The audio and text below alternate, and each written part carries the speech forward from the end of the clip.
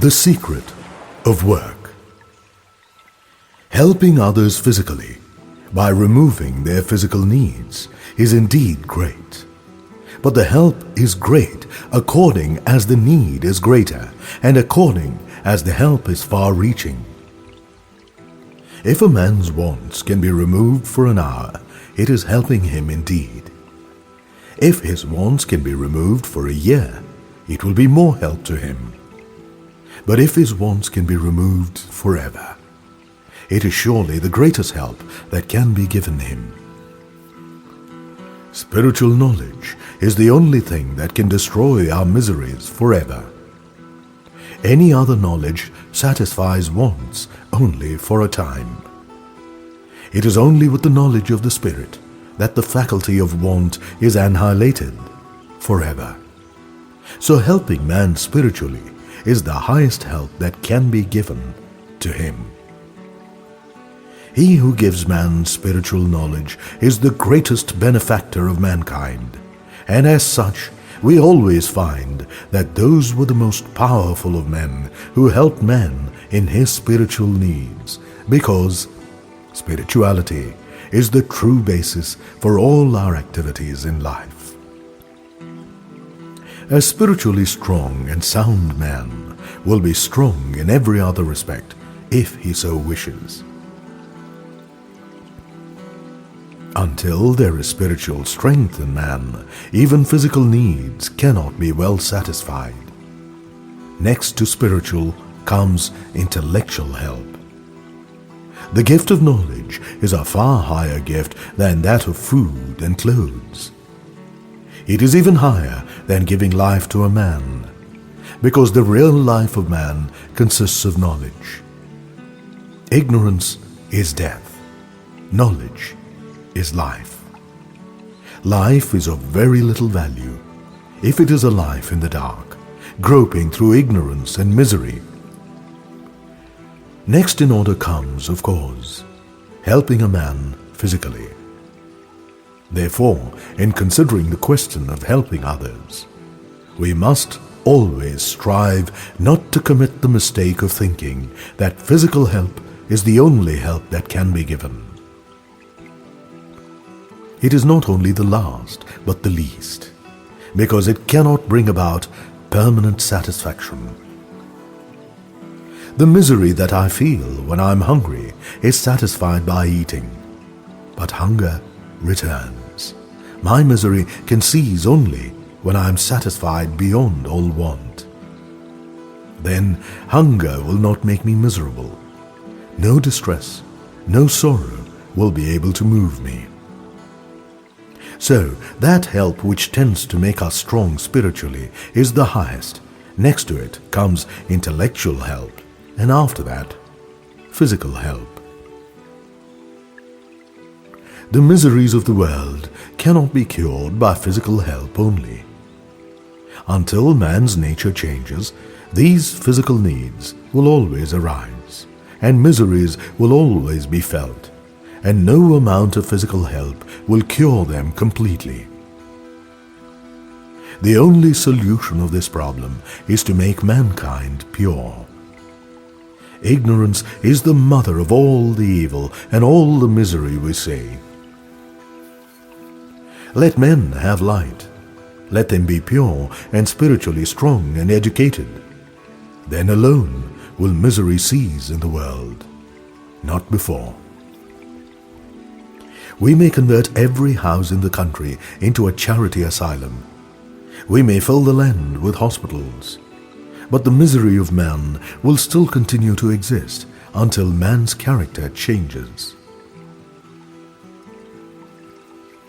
We read in the Bhagavad Gita again and again that we must all work incessantly. All work is by nature composed of good and evil. We cannot do any work which will not do some good somewhere. There cannot be any work which will not cause some harm somewhere. Every work must necessarily be a mixture of good and evil. Yet we are commanded to work incessantly. Good and evil will both have their results, will produce their karma. Good action will entail upon us good effect, bad action, bad. But good and bad are both bondages of the soul. The solution reached in the Gita in regard to this bondage-producing nature of work is that if we do not attach ourselves to the work we do, it will not have any binding effect on our soul. We shall try to understand what is meant by this non-attachment to work. This is the only central idea in the Gita. Work incessantly, but be not attached to it. Therefore, be unattached. Let things work. Let brain centers work. Work incessantly, but let not a ripple conquer the mind. Work as if you were a stranger in this land, a sojourner. Work incessantly, but do not bind yourselves. Bondage is terrible. This world is not our habitation. It is only one of the many stages through which we are passing. Remember that great saying of the Sankhya, the whole of nature is for the soul, not the soul for nature. The very reason of nature's existence is for the education of the soul. It has no other meaning. It is there because the soul must have knowledge, and through knowledge free itself. If we remember this always, we shall never be attached to nature. We shall know that nature is a book in which we are to read, and that when we have gained the required knowledge, the book is of no more value to us.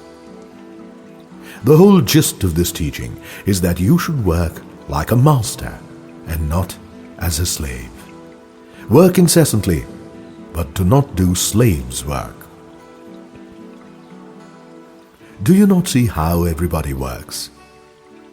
Nobody can be altogether at rest. 99% of mankind work like slaves, and the result is misery. It is all selfish work. Work through freedom. Work through love. The word love is very difficult to understand. Love never comes until there is freedom. There is no true love possible in the slave. If you buy a slave and tie him down in chains and make him work for you, he will work like a drudge, but there will be no love in him. So when we ourselves work for the things of the world as slaves, there can be no love in us, and our work is not true work. This is true of work done for relatives and friends, and is true of work done for our own selves. Selfish work is slave's work, and here is a test. Every act of love brings happiness. There is no act of love which does not bring peace and blessedness as its reaction. Real existence, real knowledge, and real love are eternally connected with one another, the three in one. Where one of them is, the others also must be. They are the three aspects of the one without a second: the existence, knowledge, bliss. Krishna says, "Look at me, Arjuna. If I stop from work for one moment, the whole universe will die. I have nothing to gain from work. I am the one Lord. But why do I work? Because I love the world." Now you see what Karma Yoga means, even at the point of death, to help anyone without asking questions. Be cheated millions of times and never ask a question, and never think of what you're doing. Never vaunt of your gifts to the poor or expect their gratitude, but rather be grateful to them for giving you the occasion of practicing charity to them. Thus it is plain that to be an ideal householder is a much more difficult task than to be an ideal sannyasin. The true life of work is indeed as hard as, if not harder than, the equally true life of renunciation. It is in the nature of work to be impelled ordinarily by motive and by attachment. In the presence of an ever-active providence who notes even the sparrow's fall, how can man attach any importance to his own work? Will it not be a blasphemy to do so when we know that He is taking care of the minutest things in the world? We have only to stand in awe and reverence before Him, saying, "Thy will be done." The highest men cannot work, for in them there is no attachment. Those whose whole soul is gone into the self, those whose desires are confined in the self, who have become ever associated with the self, for them there is no work. Such are indeed the highest of mankind. But apart from them, everyone else has to work. In so working, we should never think that we can help on even the least thing in this universe. We cannot. We only help ourselves in this gymnasium of the world. This is the proper attitude of work. If we work in this way, if we always remember that our present opportunity to work thus is a privilege which has been given to us, we shall never be attached to anything. Millions like you and me think that we are great people in the world, but we all die, and in 5 minutes the world forgets us. But the life of God is infinite. Who can live a moment, breathe a moment, if this all-powerful One does not will it? He is the ever-active providence. All power is His, and within His command. Through His command the winds blow, the sun shines, the earth lives, and death stalks upon the earth. He is the all in all. He is all and in all. We can only worship Him. Give up all fruits of work. Do good for its own sake. Then alone will come perfect non-attachment. The bonds of the heart will thus break, and we shall reap perfect freedom. This freedom is indeed the goal of Karma Yoga.